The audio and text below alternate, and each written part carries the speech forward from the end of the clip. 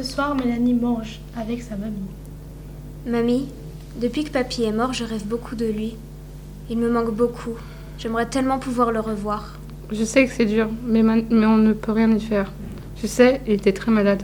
Je sais, mais c'est pas juste. Pourquoi lui et pas un autre? Oui, je sais, mais malheureusement c'est comme ça. Et maintenant, il ne souffre plus. Ouais, c'est vrai. Et au fait, comment tu l'as rencontré, papy? C'était à une fête de village. Il y avait son équipe de foot qui venait fêter leur victoire. Et comment tu as flashé sur lui? Je t'explique. J'ai vu un beau jeune homme avec des yeux verts, pas très grand ni trop petit et sportif. Ah bon? Il était si beau gosse que ça?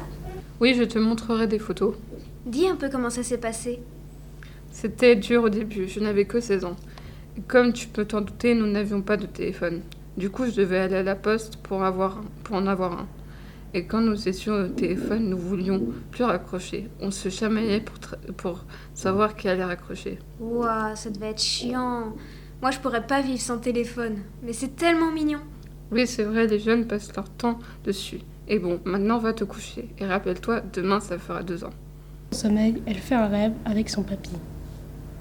Si tu veux me voir, il faut que tu viennes dans le jardin à 22h.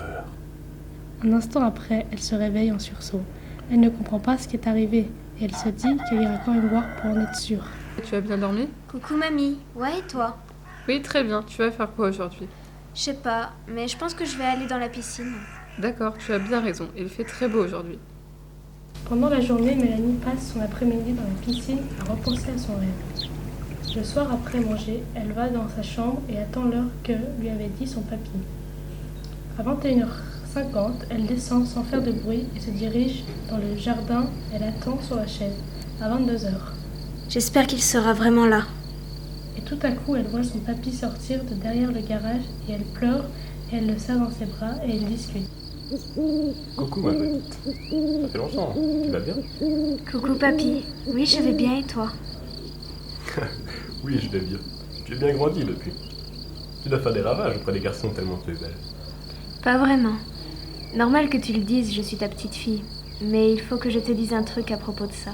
Mais non, tu es très belle. C'est quoi que tu veux me dire? C'est un peu compliqué à avouer. J'ai peur de la vie de mamie. Bah dis-le-moi, je ne te jugerai pas. Bah écoute, tu es la première personne à qui je le dis, mais en fait, j'ai plus d'attirance pour les filles. Mais je n'ose pas le dire car j'ai peur du regard des gens et surtout celui de mamie. C'est très bien d'avoir osé me le dire. Moi je trouve ça très bien et ça change un peu. Et c'est ton corps, ton cœur.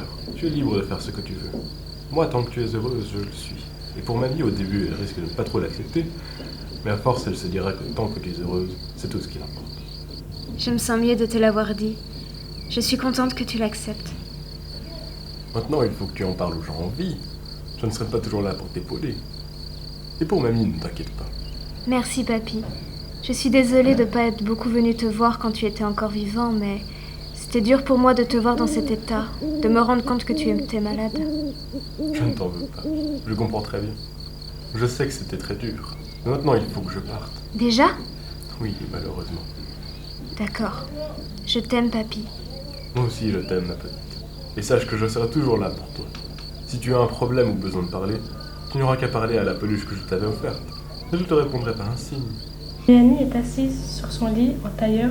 Elle se tient la tête et repense à ce qui est arrivé et se demande si ce n'était pas qu'une hallucination.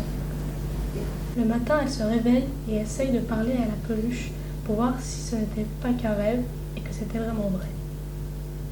Coucou papy. Tu vas bien? Mélanie sourit en voyant la porte de l'armoire claquer.